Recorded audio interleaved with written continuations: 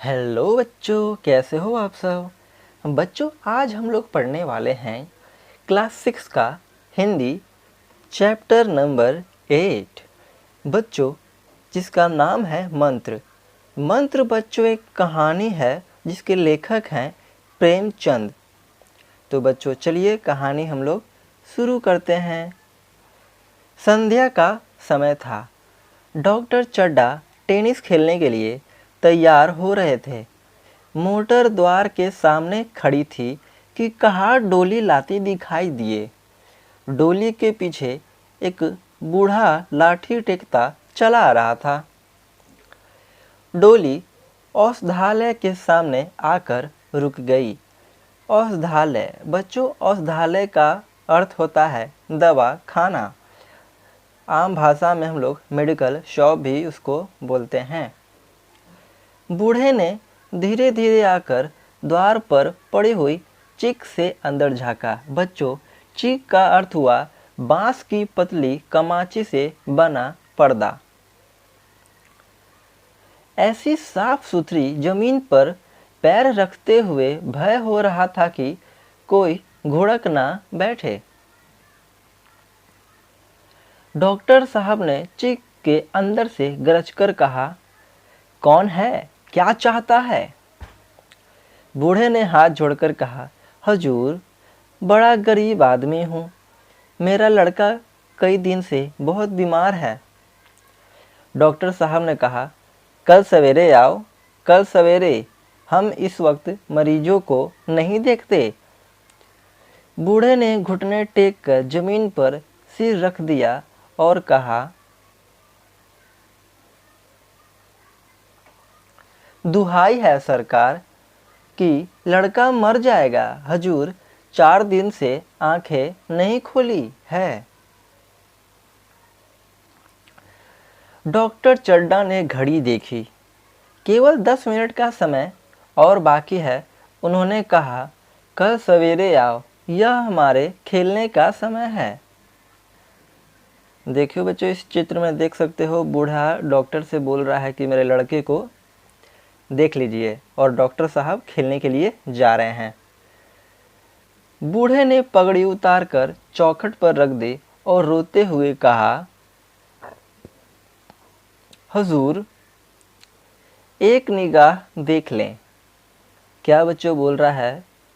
हजूर, एक निगाह देख लें, बस एक निगाह।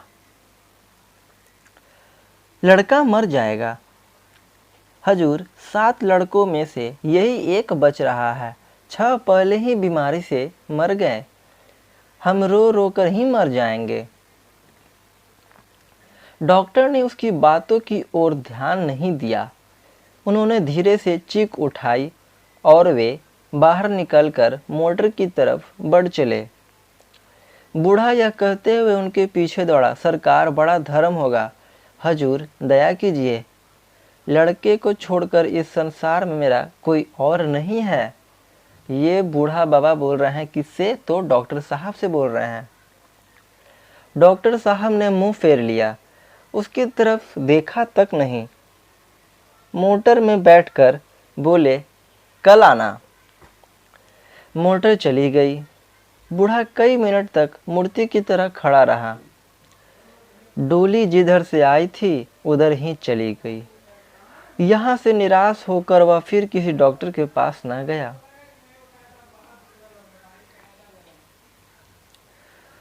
उसी रात हंसता खेलता 7 साल का बालक इस संसार से सिधार गया।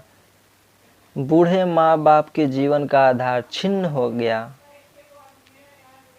कई साल गुजर गए। डॉक्टर चड्डा ने खूब यश और धन कमाया। उनके 2 बच्चे थे, एक लड़का और एक लड़की। लड़की का विवाह हो चुका था। लड़का कॉलेज में पढ़ता था। उसका नाम था कैलाश। आज उसकी 20वीं सालगिरह थी। कैलाश ने अपने सभी सहपाठी मित्रों को बुलाया था। उसकी एक खास मित्र भी थी, मृणालिनी। कैलाश और मृणाली आपस में प्रेम करते थे।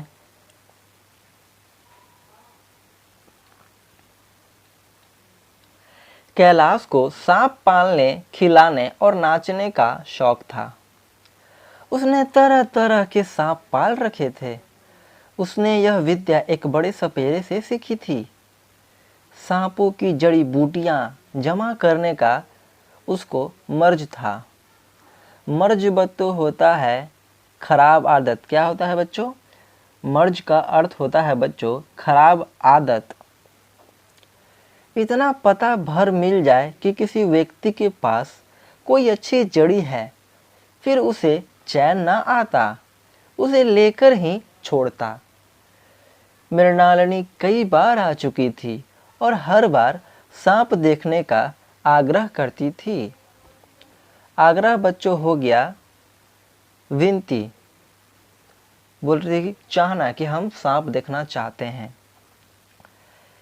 कैलाश हर बार टाल जाता। आज मृणालिनी ने सांप देखने की ठान ली। कैलाश कल जरूर दिखा दूंगा, इस वक्त अच्छी तरह दिखा भी तो नहीं सकता।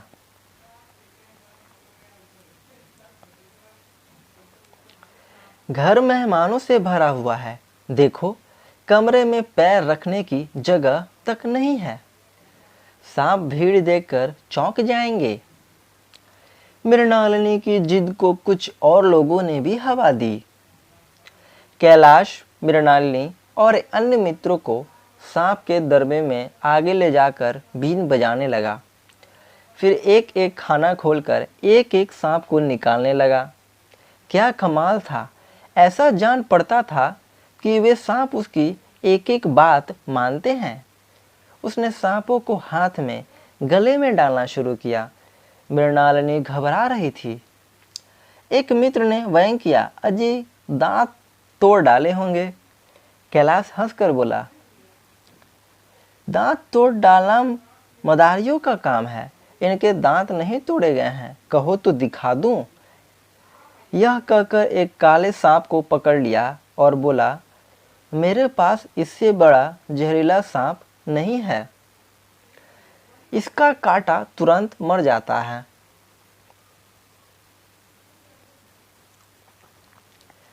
इसके कांटे की दवा नहीं है, कोई मंत्र नहीं, इसके दांत दिखा दूं। इस पर एक मित्र बोला, मुझे तो विश्वास नहीं आता, लेकिन तुम कहते हो तो मान लेता हूं। कैलाश पर इस वक्त भूत सवार था। उसने सांप की गर्दन पकड़कर जोर से दबाई, इतनी जोर से कि उसका मुंह लाल हो गया।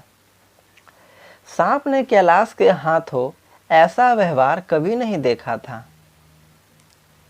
उसने सोचा कि आज यह मुझे मार डालना चाहता है। कौन सोच रहा है बच्चों? सांप सोच रहा है। अतः वह आत्मरक्षा के लिए तैयार हो गया। आत्मरक्षा बच्चों, आत्मरक्षा का अर्थ होता है खुद की रक्षा, स्वयं की रक्षा होता है।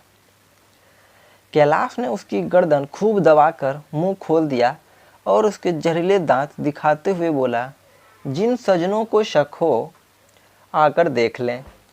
आया विश्वास या अभी कुछ और शक है? मित्र को दांत दिखाकर कैलाश की सांप की गर्दन ढीली कर दी। सांप क्रोध से पागल हो गया था। गर्दन ढीली पड़ते ही उसने फन फैलाकर कैलाश की अंगुली में जोर से काटा और वहां से भाग निकला। कैलाश की अंगुली से टप टप खून बहने लगा। उसने जोर से उंगली दबा ली और कमरे की तरफ भागा। तुरंत ही एक जड़ी पीस कर लगाई। मित्रों में हलचल मच गई। डॉक्टर साहब घबरा गए।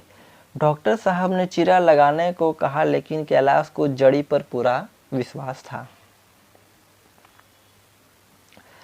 देखो बच्चों, ये जो फोटो है उसमें तुम साफ देख सकते हो, ये जो लेटा हुआ है जमीन पर वो कैलाश है, जिसको सांप ने काट लिया है। एक बाबा है, ये बाबा इसके पास क्या कर रहे हैं आगे कहानी में हम लोग देखते हैं। एक ही मिनट में कैलाश की आंखें झपकने लगी, होठों पर नीलापन दौड़ने लगा, यहाँ तक कि वह खड़ा भी न रह सका। फर्श पर बैठ गया। सारे मेहमान कमरे में जमा हो गए। कैलाश को फर्श पर लिटा दिया गया और पंखा झेलने लगा। एक महाशय बोले, कोई मंत्र झाड़ने वाला मिले तो संभव है जान बच जाए। एक मंत्र झाड़ने वाला आया भी, मगर कैलाश की सूरत देखकर उसे मंत्र चलाने की हिम्मत ना पड़ी। बोला, अब क्या हो सकता है सरकार, जो कुछ होना था हो चुका। घर के सभी लोग रोने लगे। शहर से कई मील दूर एक छोटे से घर में एक बूढ़ा और बुढ़िया अंगीठी के सामने बैठे जाड़े की रात काट रहे थे। मिट्टी के तेल की एक कुपी ताक पर चल रही थी। घर में ना चारपाई थी ना बिछौना। एक कोने में थोड़ी सी पुआल पड़ी थी।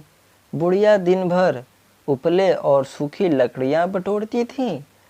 बूढ़ी रस्सी बांटकर बाजार में बेच आता था। क्या था? बूढ़ा रस्सी बांटकर बाजार में बेच आता था। यह उनकी जिंदगी थी। किसी ने द्वार पर आवाज दी, भगत भगत क्या सो गए? जरा किवाड़ खोलो। भगत ने उठकर किवाड़ खोल दिए। एक आदमी ने अंदर आकर कहा, कुछ सुना? कुछ सुना? डॉक्टर चड्डा के लड़के को सांप ने काट लिया। तुम चाहो तो चले जाओ, आदमी बन जाओगे, खूब पैसा मिलेगा। बूढ़े ने कठोर भाव से सिर हिलाकर कहा, मैं नहीं जाता, मेरी बला से मरे। मैं उस डॉक्टर को खूब जानता हूँ। मेरा लड़का अंतिम सांसें गिन रहा था। मैं भैया को लेकर उन्हीं के पास गया था। डॉक्टर साहब खेलने जा रहे थे। मैं पैरों पर गिरा पड़ा और एक नज़र देख लीजिए, मगर उसने सीधे मुंह बात तक नहीं की। अब जान पड़ेगा कि बेटे का गम कैसा होता है। उस वक्त मेरी आंखों में आंसू निकल पड़े थे, पर उन्हें तनिक भी दया ना आई थी। तो नहीं जाओगे? हमने जो सुना था उससे कह दिया। अच्छा किया, कलेजा ठंडा हो गया। तुम जाओ, आज चैन की नींद सोऊंगा, एक चिलम और पीऊंगा। अब मालूम होगा लाला को, सारी साहिबी निकल जाएगी। हमारा क्या बिगड़ा? लड़के के चले जाने का कोई राज तो नहीं चला गया। जहाँ 6 बच्चे गए वहाँ एक और चला गया।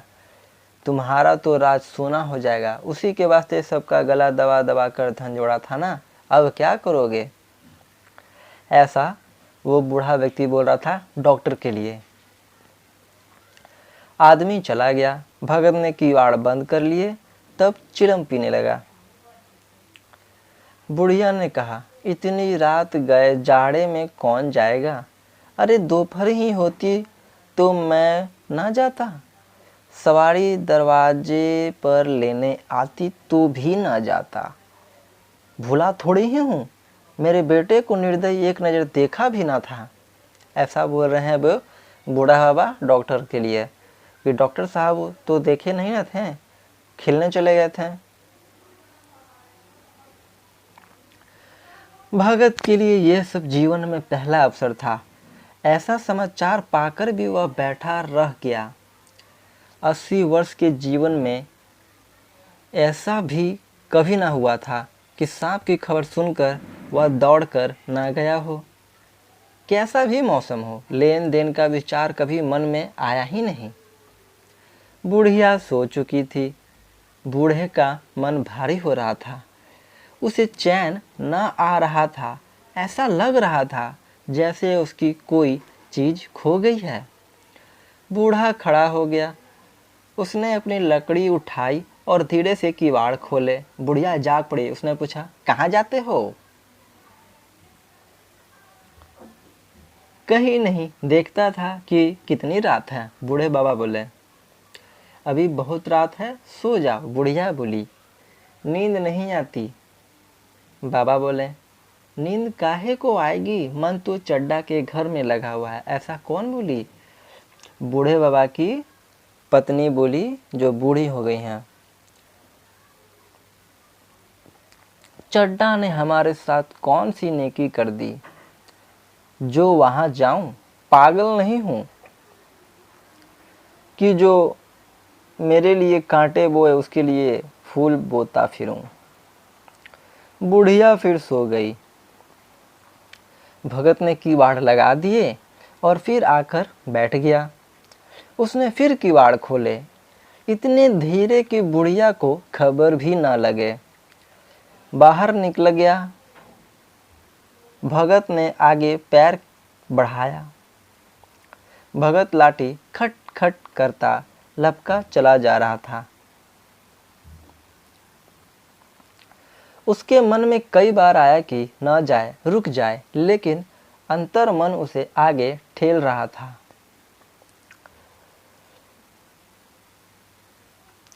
इतने में दो आदमी आते दिखाई दिए। दोनों बात कर रहे चले आ रहे थे। चड्डा बाबू का घर उजड़ गया। वही तो एक लड़का था। भगत के कान में यह आवाज पड़ी। उसकी चाल और भी तेज हो गई। वह दौड़ने लगा। अपनी उम्र में वह इतना तेज कभी ना दौड़ा था। इतने में उसे चड्डा साहब का घर दिखाई दिया। रात के 2 बज चुके थे। मेहमान विदा हो चुके थे। सभी रो रो कर थक चुके थे। सहसा भगत ने द्वार पर पहुंचकर आवाज दी, डॉक्टर साहब बाहर आए। देखा एक बूढ़ा आदमी खड़ा है, कमर झुकी हुई, पोपला मुंह, भौवें तक सफेद हो गई थी। लकड़ी के सहारे कांप रहा है। बूढ़े ने कहा, भैया कहाँ हैं? जरा मुझे दिखाई दीजिए। चड्डा ने कहा, चलो देख लो, मगर 3-4 घंटे हो गए हैं। जो कुछ होना था सो हो चुका। बहुत झाड़ने फूकने वाले देखकर चले गए। डॉक्टर को तो आशा तो नहीं थी। वे भगत को अंदर ले गए। उसने कैलाश की हालत 1 मिनट तक देखी, फिर मुस्कुराकर कहा, अभी कुछ नहीं बिगड़ा है बाबूजी, आप पानी का इंतजाम करवाइए। लोगों ने पानी भर भर कर कैलाश को लहराना शुरू किया। बूढ़ा भगत खड़ा मुस्कुरा मुस्कुरा कर मंत्र पढ़ रहा था। एक बार मंत्र समाप्त हो जाता तब वह एक जड़ी कैलाश को सुखा देता। इस तरह न जाने कितने घड़े कैलाश के सिर पर डाले गए और न जाने कितने मंत्र भगत ने फूके। सुबह होते होते कैलाश ने लाल आंखें खोली, अंगड़ाई ली और पीने को पानी मांगा। यह देख भगत वहां से निकलकर घर की तरफ लपका। यहाँ चारों ओर भगत की तलाश होने लगी और भगत लपका हुआ चला जा रहा था कि बुढ़िया के उठने के पहले घर पहुंच जाए।